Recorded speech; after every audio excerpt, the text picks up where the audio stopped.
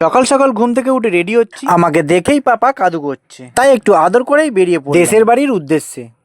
Hello guys, welcome back to my new video. হঠাৎ দেখি ঘরের চাল শেষ, তাই চললাম দেশের বাড়ি, মানে আমার গ্রামে মায়ের কাছে চাল আনতে। বাড়িতে এসে দেখি ঘরে তালা মারা, তাই এখন মাকে খুঁজতে বেরিয়েছি। এখন চললাম হচ্ছে মাকে খুঁজতে। বাগান থেকে মাকে ডেকে নিয়ে এলাম, আর সবাইয়ের সাথে কথা বলে ডোকেশ ভাইয়ের সাথে একটু খেলা করছিলাম। মালটা হঠাৎ কামড়াতে যায়, 2 পেগ মেরে মালটা পুরো পাগলা হয়ে গেছে। তারপরে আমি চালের বস্তাটা নামালাম, অন্য বস্তা থেকে আর একটু চাল ঢেলে নিলাম। মা আমার জন্য পায়েস রান্না করছে, আর আমি বস্তাটা ভালো করে বেঁধে ঘোড়াটা নিয়ে এসে ঘোড়ার পিঠেতে চালের বস্তাটা ভালো করে বেঁধে নিই। তারপর আমি একটু বাইরে গিয়ে সুন্দর আকাশ ও শিম গাছ দেখে এসে মায়ের সাথে বসে খিচুড়ি আর পাঁপড় ভাজা, তার সাথে পায়েস খেয়ে নিই। সন্ধেবেলা মা ডাল সিদ্ধ আর চচ্চড়ি রান্না করছিল, না থাকতে পেরে একটু ডাল সিদ্ধ চেয়ে খেয়ে নিলাম। তারপরে একটু মেয়ের সাথে ভিডিও কলে কথা বলে নিলাম।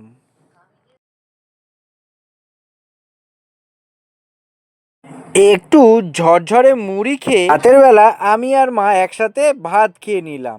অনেক দিন পরে মায়ের হাতে রান্না খাচ্ছি। আমি হলাম ক্রিয়েটার ছোট, প্লিজ সাপোর্ট করে আমার পাশে থেকো। চারিদিকে কুয়াশা ভর্তি।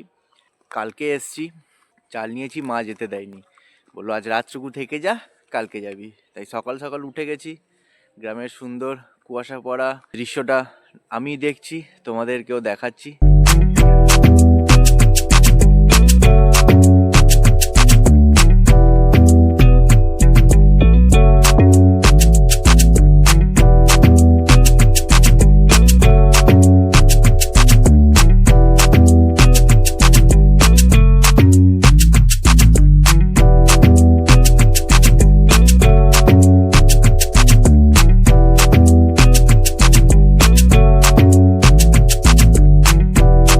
কলার কাঁদিতে একটু চুমু খেয়ে তারপর রেডি হয়ে কান ধরে বের করে বাইরে রাখলাম। মা আবার কিছু খাবার দিল ব্যাগে। হঠাৎ আমার জ্যাকেটের চেনটা কেটে গেল, যে কোনো ভাবে লাগিয়ে আমি বেরিয়ে পড়লাম। মা আমাকে আর আমি মাকে টাটা করলাম আর বাড়ির উদ্দেশ্যে বেরিয়ে পড়লাম। আমি এখন বাড়ি যাই, দেখা হচ্ছে তোমাদের সাথে নেক্সট ভিডিওতে। সবাই তোমরা ভালো থেকো, টাটা, বাই বাই।